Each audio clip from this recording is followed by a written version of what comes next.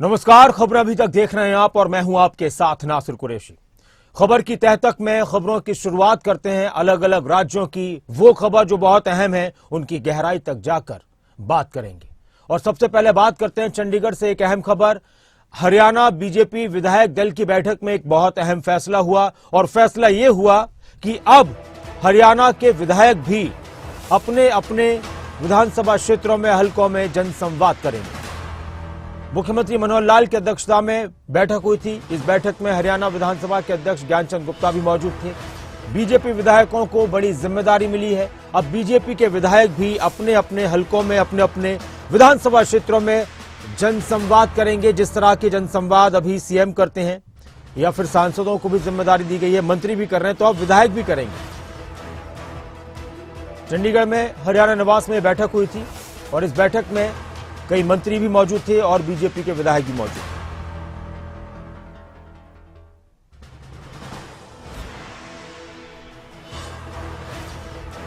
तो आज अलग अलग राज्यों की खबरों पर बात करेंगे और सबसे पहले हरियाणा की इस खबर पर बात करेंगे। और मेरे साथ मेरे सभी सहयोगी जुड़ चुके हैं। अनिल मोर हमारे पॉलिटिकल एडिटर इस वक्त मेरे साथ जुड़ चुके हैं। उत्तराखंड से हमारे ब्यूरो चीफ राव शफात अली हमारे साथ जुड़ चुके हैं और शिमला से हमारे ब्यूरो जुड़ चुके हैं, प्रदीप ठाकुर भी। और सबसे पहले अनिल, आपसे ही बात करेंगे। ये जो जिम्मेदारी विधायकों को हरियाणा में मिली हुई है, दी गई है नए सिरे से बीजेपी विधायकों को, क्या मायने इसके? क्योंकि विधायकों की अगर बात की जाए तो एक क्षेत्र के हिसाब से उनके सामने बहुत सारी समस्याएं आती रहती हैं। कितना फर्क इससे जनता को पड़ने वाला है, जनता को फायदा होने वाला है, और खासतौर से बीजेपी को आने वाले वक्त में इसमें क्या बेहतरी नजर आती है?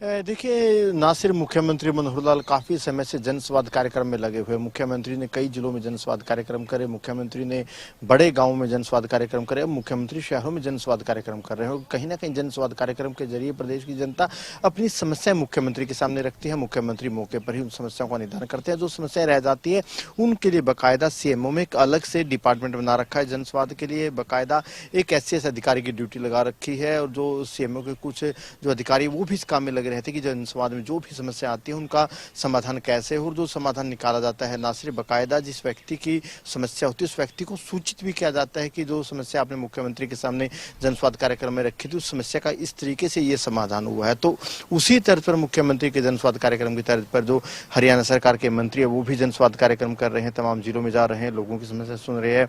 और जो हरियाणा बीजेपी के सांसद है वो भी जनसंवाद कार्यक्रमों में जुट गए हैं। ऐसे में मुख्यमंत्री मनोहर लाल ने कल बीजेपी विधायक दल की बैठक ली थी जिसमें तकरीबन ज्यादातर विधायक मौजूद रहे थे। कुछ विधायकों की राजस्थान चुनाव में ड्यूटियां लगी है, वो इस बैठक में नहीं आ पाए थे। ज्यादातर विधायक बैठक में पहुंचे थे। तो मुख्यमंत्री ने विधायकों की भी जनसंवाद कार्यक्रम में ड्यूटियां लगाई है और कहीं ना कहीं मुख्यमंत्री की तरफ से विधायकों को अपना आगामी शेड्यूल तैयार करने को कहा गया। तमाम विधायकों को कहा गया कि 5-5 दिन का शेड्यूल तैयार करके सीएमओ में दिया जाए और उसके अनुरूप जो जनसंवाद कार्यक्रम है वो किया जाए। और खासतौर से ना सिर्फ विधायकों को जनसंवाद कार्यक्रम करने होंगे, उनको अपने हलकों में जनसंवाद कार्यक्रम नहीं करने होंगे। अच्छा। विधायकों को जनसंवाद कार्यक्रम अपने विधानसभा क्षेत्र से दूसरे विधानसभा क्षेत्र या दूसरे जिलों में करने होंगे। हालांकि विधायकों को कहा गया है कि उनकी पहली प्राथमिकता दूसरा जिला होना चाहिए।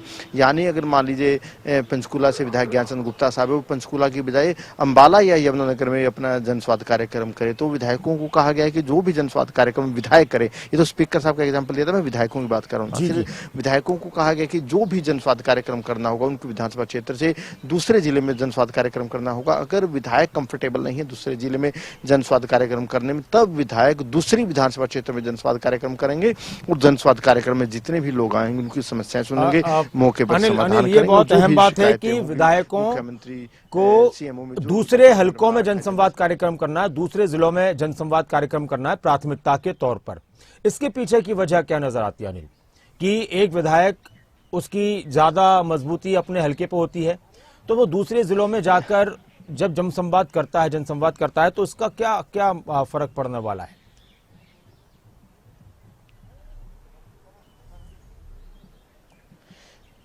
देखिए नासिर, जो पूरी की पूरी जो किलेबंदी हो रही है, जो तैयारी है 2024 की है, बीजेपी 2024 की तैयारियों में जुटी हुई है। मुख्यमंत्री जो जनसंवाद कार्यक्रम कर रहे हैं उसमें काफी समस्या लोगों की आती है। लोग अपनी तरह तरह की समस्या मुख्यमंत्री के सामने रखते हैं। कोशिश मुख्यमंत्री करते हैं कि मौके पर उन समस्याओं का समाधान निकले। अगर समाधान मौके पर नहीं निकलता तो जो डिपार्टमेंट अलग से बना रखा है जनसंवाद के लिए, पोर्टल अलग से बना रखा है, उसके माध्यम से इन समस्या को हल किया जाता है। मंत्री और सांसद भी जा रहे हैं, लोगों की समस्या सामने आ रही है। तो मुख्यमंत्री की कोशिश है कि जो विधायक लोगों के बीच में जाए, खासतौर से दूसरे जिले में जाए, तो कहीं ना कहीं क्या यथास्थिति है, जो सरकार की योजनाएं हैं, इस सरकार की योजनाओं का कितना फायदा, कितना लाभ गांव के लोगों को मिल रहा है, क्या क्या खामियां कहां पर रह गई है, लोगों को किन किन समस्या से दो चार होना पड़ रहा है। तो एक तरीके से जो भी यथास्थिति है, जो वस्तु स्थिति है, वो कहीं ना कहीं विधायकों के सामने आए। विधायकों के सामने जितनी भी समस्याएं आएंगी उसमें फिर देखा जाएगा कि ज्यादातर लोगों को किस तरीके की समस्या हो रही है, चाहे प्रॉपर्टी आईडी है, परिवार पहचान पत्र है, बुढ़ापा पेंशन है, बीपीएल कार्ड्स में जो दर्जनों शिकायतें लोगों की होती है, चाहे बिजली, पानी, सड़क की समस्या है, तो तरह तरह की जो भी समस्या ग्रामीणों की होती है, तो कहीं ना कहीं सरकार की तरफ से देखा जाएगा, ये मॉनिटर बड़े स्तर पर किया जाएगा कि लोगों को ज्यादा समस्याएं कहाँ कहाँ आ रही है, सरकार की कौन सी ऐसी योजना है जिनका फायदा लोगों को मिल रहा है, कौन सी ऐसी योजना है जिनका फायदे की बजाय लोगों को उसका खामियाजा उठाना पड़ रहा है। तो कहीं ना कहीं जब विधायक लोगों के बीच में जाएंगे, ग्रामीण अपनी बातें विधायकों के सामने रखेंगे, तो कहीं ना कहीं उनकी समस्याओं का समाधान भी हो, और कहीं ना कहीं सरकार को भी जो एक ग्राउंड पर जो सच्चाई है, रियलिटी है, वो कहीं ना कहीं सरकार को पता लगेगी। ठीक है अनिल, आपसे और बात करेंगे। शुक्रिया फिलहाल आपका इस खबर पर चर्चा के लिए, उसकी तह तक जाने के लिए। अब हम बात करते हैं उत्तराखंड की एक अहम खबर। दुबई के दौरे पर हैं उत्तराखंड के मुख्यमंत्री पुष्कर सिंह धामी। दुबई में सीएम धामी ने अलग अलग उद्योगपतियों से मुलाकात की, उद्योग समूहों के प्रतिनिधियों से मुलाकात की, और इस दौरान बड़ी बात यह है कि 11,925 करोड़ के इन्वेस्टमेंट एमओयू साइन हुए। 8 और 9 दिसंबर को समिट जो होने वाला है उत्तराखंड में, उसका निमंत्रण दिया है। ज्यादा जानकारी के लिए, ज्यादा बातचीत के लिए इस वक्त मेरे साथ हमारे उत्तराखंड से ब्यूरो चीफ राव शफात अली जुड़े हुए हैं। राव, जिस तरह से हम लगातार देख रहे हैं मुख्यमंत्री पुष्कर सिंह धामी को अलग अलग देशों में जाकर या फिर देश के अलग अलग हिस्सों में जाकर वो मुलाकातें कर रहे हैं उद्योगपतियों से, उद्योग समूह के प्रतिनिधियों से, और दुबई का ये दौरा भी लग रहा है कि अब तक कामयाब साबित हो रहा है। किस तरह से ये इन्वेस्टर समिट उत्तराखंड के लिए एक नींव का पत्थर साबित होने वाला अब तक जो चीजें नजर आ रही हैं? डॉक्टर नासिर, देखिए बड़ी कामयाबी है। मुख्यमंत्री पुष्कर सिंह धामी 2 दिवसीय दुबई के दौरे पर थे और उससे पहले वो ब्रिटेन भी गए थे, वो भी कामयाब दौरा था। और कल का दिन बड़ा खास था, बहुत महत्वपूर्ण था। और जैसे जैसे दिन बीता, क्योंकि शुरुआती पहले चरण में जब बैठक हुई निवेशकों के साथ, तो 5,450 करोड़ रुपए के निवेश पर साइन हुए, एमओयू साइन हुए। लेकिन जैसे जैसे वक्त बीता, शाम होती गई, तो ये आंकड़ा और ज्यादा बढ़ गया, 11,925 करोड़ तक जा पहुंचा। यानी लगभग 12,000 करोड़ रुपए का जो प्रस्ताव है, निवेश है, उसके एमओयू दुबई में साइन हुए हैं और बड़े पैमाने पर साइन हुए हैं। इसमें स्वास्थ्य सेक्टर भी है, एजुकेशन सेक्टर भी है, इंफ्रा भी है, आईटी सेक्टर भी है। तो तमाम जो निवेशक हैं उत्तराखंड में आने के लिए अपना उत्साह जता चुके हैं और 2.5 लाख करोड़ रुपए का एक लक्ष्य राज्य सरकार ने रखा है।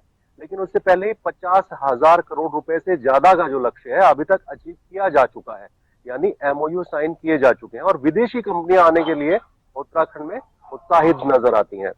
और एक, क्योंकि मुख्यमंत्री तो देखिए दुबई में मौजूद है, लगातार बैठकों का दौर भी चल रहा है और संभावित आज लौट भी आएंगे दिल्ली बड़ी कामयाबी के साथ। इसको इन्वेस्टर समिट से पहले की बड़ी कामयाबी के तौर पर देखा जा रहा है। लेकिन यहाँ पर जो एसीएस है, जो अपर मुख्य सचिव है, उन्होंने भी एक खास बैठक की थी और जो एमओयू साइन हुए या जो पिछले एमओयू कभी साइन हुए थे, उनकी मॉनिटरिंग के लिए एक समिति, एक सेल बनाया है ताकि किसी तरह की कोई परेशानी ना हो, उन पर भी वर्क किया जा सके। तो ये मुख्यमंत्री पुष्कर सिंह धामी का एक ऐसा प्लान है, अगर ये कामयाब होता है, जिस तरह से कामयाबी की तरफ लगातार कदम राज्य सरकार बढ़ा रही है, तो आने वाले वक्त में उत्तराखंड एक अग्रणी राज्यों में शामिल होगा।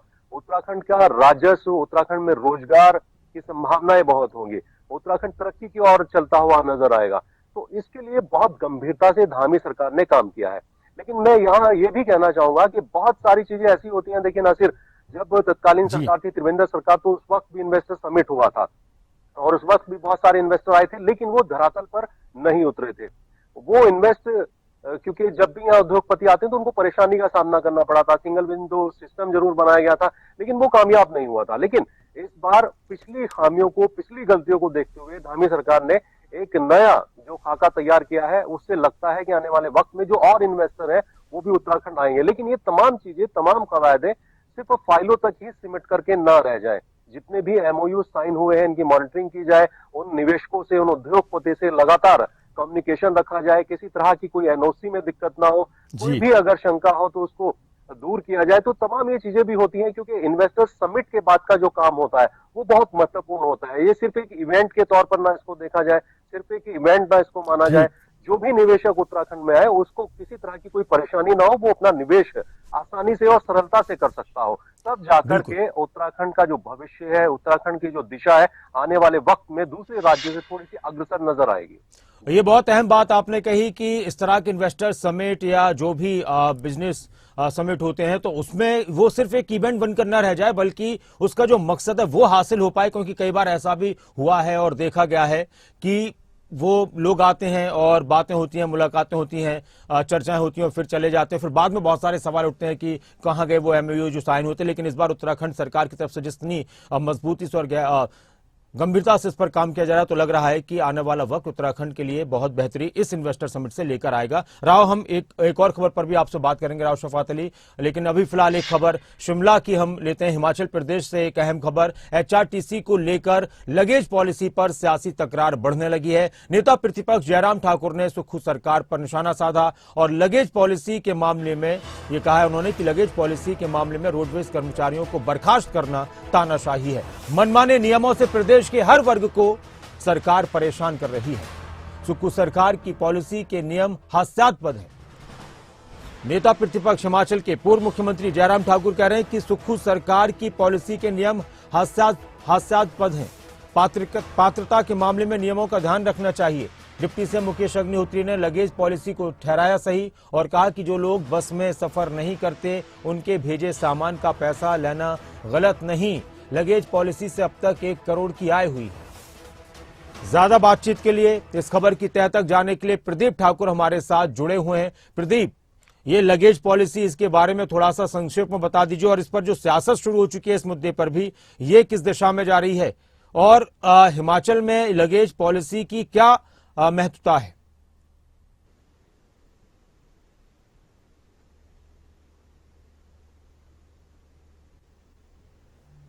प्रदीप, आवाज मिल रही है आपको मेरी? शायद उन तक आवाज नहीं पहुंच रही। लेकिन लगेज पॉलिसी को लेकर हिमाचल में एक अलग माहौल अभी इस वक्त सियासत का गरमाया हुआ है और इसमें एचआरटीसी को लगेज पॉलिसी जो दी गई है, एचआरटीसी की जो लगेज पॉलिसी है, इस पर नेता प्रतिपक्ष जयराम ठाकुर ने हिमाचल की सुक्खू सरकार पर निशाना साधा और उन्होंने तो उसको सरकार की तानाशाही तक कह दिया है और कहा कि सरकार मनमाने नियमों से प्रदेश के हर वर्ग को परेशान कर रही है। एचआरटीसी जनता की सेवा के लिए लगेज पॉलिसी वापस ली जाए और बर्खास्त कर्मचारियों को बहाल करे सरकार। तो वहीं मुकेश अग्निहोत्री जो हिमाचल प्रदेश के डिप्टी सीएम और परिवहन मंत्रालय भी उनके पास है, उन्होंने इस लगेज पॉलिसी को सही ठहराया और कहा कि जो लोग बस में सफर नहीं करते उनके भेजे सामान का पैसा लेना कहां गलत है। एक अहम बात और कुछ लोग सिर्फ सवाल उठा रहे हैं। प्रदीप ठाकुर इस वक्त हमारे साथ हमारे ब्यूरो शिमला जुड़ चुके हैं। प्रदीप, ये लगेज पॉलिसी क्या है, इसमें भी थोड़ा सा संक्षेप में बताइए। हिमाचल के लिहाज से कितना महत्वपूर्ण है ये और किस तरह की सियासत इस पे हो रही है अब तक, किस दिशा में ये मामला ज्यादा दिख रहा है? बिल्कुल, देखिए, जो हिमाचल पथ परिवहन निगम है यानी एचआरटीसी है, उसमें इस लगेज पॉलिसी को शुरू किया गया है। इसमें कई बार आपने भी देखा होगा कि कोई बस में अगर कोई सवारी नहीं जा रही है लेकिन वो अपना सामान कंडक्टर के हाथ में थमा देती है और वो फिर दूसरे स्टेशन पर जहां पर वो सामान छोड़ना है वहां वो छोड़ देता है। तो पहले भी ये व्यवस्था इस तरह की थी लेकिन उसमें पैसे नहीं लिए जाते थे। अब जो लगेज पॉलिसी है उसमें राज्य सरकार ने ये व्यवस्था की है, यानी एचआरटीसी ने ये व्यवस्था की है कि अगर कोई सवारी बस में नहीं बैठ रही है और उसका सामान उसमें जा रहा है तो उस सामान का पैसा लिया जाएगा, यानी उसका भी टिकट कटेगा, उसका अलग अलग जो है और कहा कि एचआरटीसी एक जनसेवा है और ऐसे में जो सामान जनता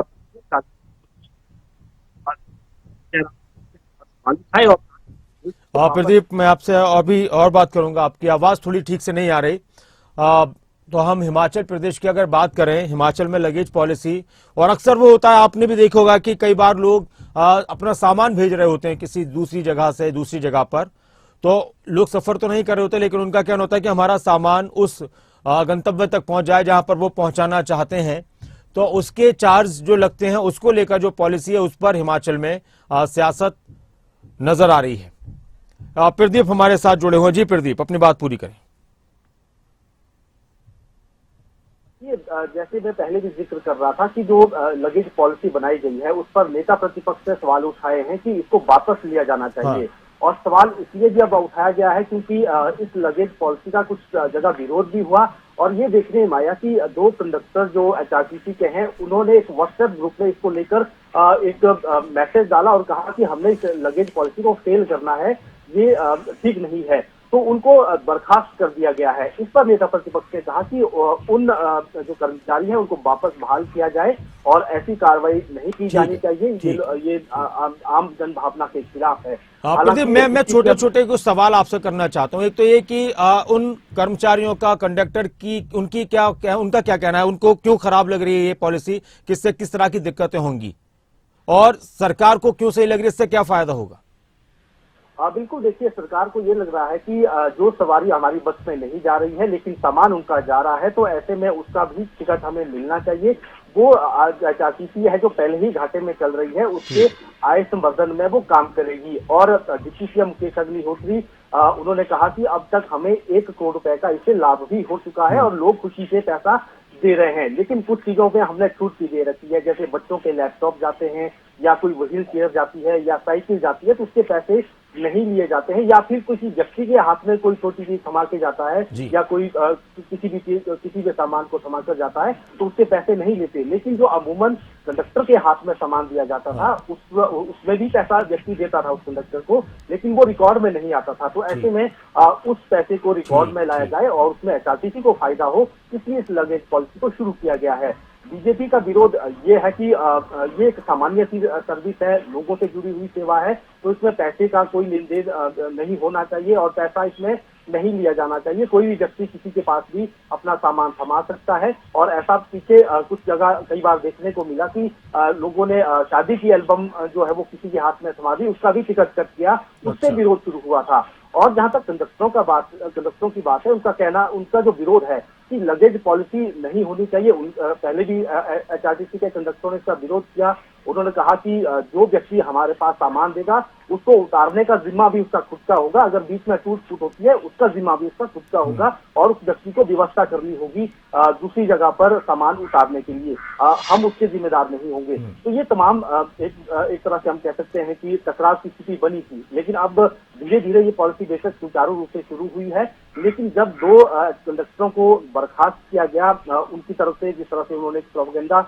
जो है वो शुरू किया था कि व्हाट्सएप ग्रुप में, जो एचआरटीसी के कंडक्टरों का एक व्हाट्सएप ग्रुप है, उसमें उन्होंने लिखा था कि हमने इस पॉलिसी को फेल करना है।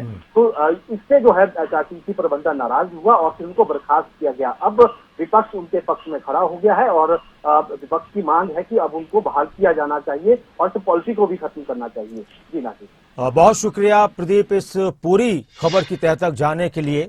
तो ये एचआरटीसी की पॉलिसी थी और इस पर हिमाचल में सियासत हो रही है। लगेज पॉलिसी, जो सामान इधर से उधर कई बार लोग भेज देते हैं, उसका बाकायदा टिकट हो और कुछ चीजों में छूट भी मिली हुई है, इस पर विरोध भी हो रहा है और उसके समर्थन में भी बहुत सारे लोग हैं। अब एक बड़ी खबर उत्तराखंड से, हल्द्वानी से। एक दृष्टिबाधित जो देख नहीं सकती, जो बच्ची देख नहीं सकती, उस बच्ची का यौन शोषण का मामला सामने आया है। मुख्यमंत्री पुष्कर सिंह धामी ने मामले में संज्ञान लिया है। एक दिव्यांग बच्ची के साथ यौन शोषण का मामला, निरीक्षण के निर्देश, आवासीय शैक्षणिक संस्थाओं के सघन निरीक्षण के निर्देश दिए गए हैं। अपर मुख्य सचिव ने भी कार्रवाई के निर्देश दिए हैं। यौन शोषण के आरोप में पुलिस ने कार्रवाई की है। National association for the blind Nawad खेला के महासचिव संचालक को गिरफ्तार किया है। ज्यादा बातचीत के लिए, जानकारी के लिए राव शफात अली इस वक्त हमारे साथ, हमारे उत्तराखंड से ब्यूरो चीफ जुड़े हुए हैं। राव शफात अली, एक बहुत ही घिनौनी वारदात एक बच्ची के साथ की गई है, एक दिव्यांग बच्ची के साथ। ऐसे लोगों को जो इस तरह की हरकतें करते हैं कड़ी सजाएं मिलनी चाहिए और सरकार का रुख अभी तक बहुत गंभीर नजर आ रहा है। क्या मामला है और किस तरह से इस तरह के मामलों में कंट्रोल हो पाएगा? देखिए, देवभूमि को शर्मसार करती हैं ऐसी घटनाएं, और क्योंकि इस तरह की जो घटनाएं हैं वो वाकई में बहुत दुखदायी होती हैं। एक संस्था है जो दृष्टि बाधित बच्चियां जहां पर पढ़ती हैं, उसके संचालक श्याम धानक, जो 60 वर्षीय आरोपी है, उसको पुलिस ने पिछले 3 दिन पहले गिरफ्तार किया था। और ये मामला क्योंकि मुख्यमंत्री पुष्कर सिंह धामी अभी यहाँ नहीं है, उनके संज्ञान में जब आया तो उन्होंने सख्त निर्देश दिए हैं और इस तरह की जो भी शिक्षण संस्थाएं हैं, वो चाहे सरकारी हो गैर सरकारी हो, उन सबकी जांच के आदेश दिए हैं।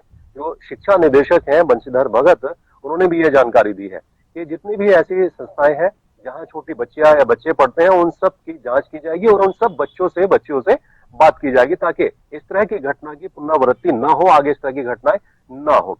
तो ये घटना वाकई में शर्मसार करती है उत्तराखंड के लिए। और इस तरह की करीब 8 साल पहले भी इस तरह की कुछ घटनाएं हुई थी और अभी हालिया अगर पिछले 15 दिन पहले बात करें तो एक मदरसे में भी इस तरह की घटना हुई थी। एक शोषण का मामला सामने आया था। जो मदरसे के संचालक थे वो शोषण कर रहे थे, दुष्कर्म कर रहे थे बच्चों के साथ। लेकिन ये दृष्टि बाधित, क्योंकि एक संस्थान है हल्द्वानी में है, national association for the blind के नाम से, नैप के नाम से संस्था चलती है और जो दृष्टि बाधित बच्चे हैं, करीब 130 बच्चे इसमें पढ़ती हैं नासिर। और बताया जाता है, सूत्रों के हवाले से खबर है कि लंबे समय से इन बच्चों का शोषण चल रहा था, लेकिन किसी तरह से क्योंकि उनके पास फोन नहीं था, किसी तरह से वो जानकारी नहीं दे सकती थी, तो किसी तरह से कोई पत्र लिखा गया, जानकारी ये है, और वो पत्र पुलिस तक जब पहुंचा तो पुलिस ने सख्त इसमें कार्रवाई की और आरोपी को गिरफ्तार किया और तमाम जो चीजें हैं, बयान दर्ज हुए 164 के। उसके बाद जो दूसरी बच्चियां वहां पर पढ़ती हैं उनसे भी जानकारी ली गई।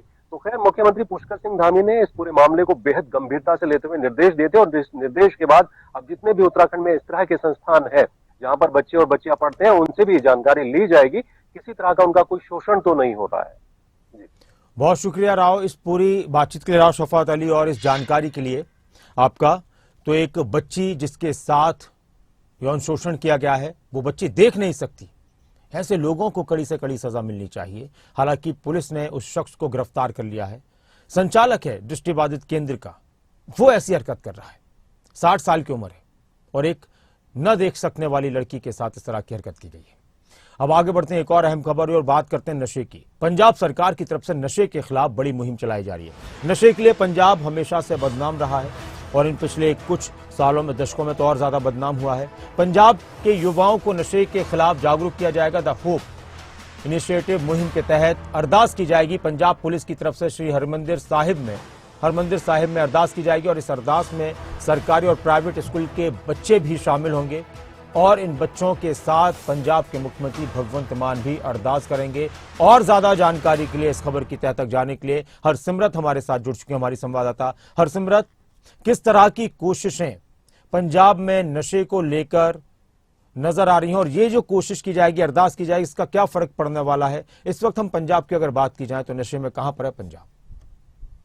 जी बिल्कुल नासिर जी, आपको ये बता दें कि पंजाब सरकार की तरफ से होप इनिशिएटिव लिया गया है। जिस तरह से आपने भी अभी बताया कि पंजाब का अगर नाम आता है तो नशे का नाम ज़रूर सामने आता है, तो इसको लेकर के युवाओं को, नौजवानों को और बच्चों को खास करके नशे से तोड़ने के लिए और खेल के साथ जोड़ने के लिए एक नया इनिशिएटिव जो है वो लिया गया है पंजाब सरकार की तरफ से। आज अमृतसर में 50 से ज़्यादा स्कूलों के तकरीबन 40,000 से ज़्यादा बच्चे जो हैं वो इकट्ठे हो रहे हैं। सबसे पहले प्रे होगी, फिर प्लेज होगा और फिर प्ले होगा, यानी कि ये इसकी थीम रखी गई है। तो पुराने शहर के 4 दरवाजे से एक वॉकथन शुरू होगी जिसमें 40,000 से ज़्यादा जो बच्चे हैं वो व्यक्तिगत रूप से शामिल होंगे और वहाँ से वो वॉकथन चल के श्री हरमंदिर साहिब जाएगी, जहाँ गुरुद्वारे में वो माथा टेकेंगे और वहाँ पर अरदास की जाएगी जिसमें पंजाब के मुख्यमंत्री भगवंत मान भी शामिल होंगे। और उसके बाद जो है प्लेज होगी और वहाँ पर उनको नशा मुक्ति की जो प्लेज है वो दिलवाई जाएगी और उसके बाद प्ले यानी कि गली क्रिकेट का आयोजन किया जाएगा जगह जगह पर जाकर, ताकि जो लोग हैं,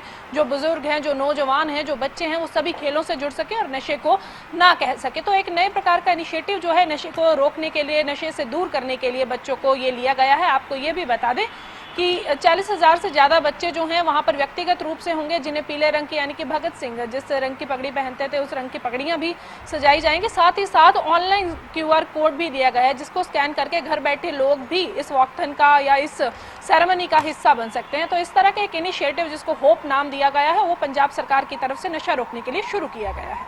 जी शुक्रिया हरसिमरत इस पूरी जानकारी के लिए और बातचीत के लिए।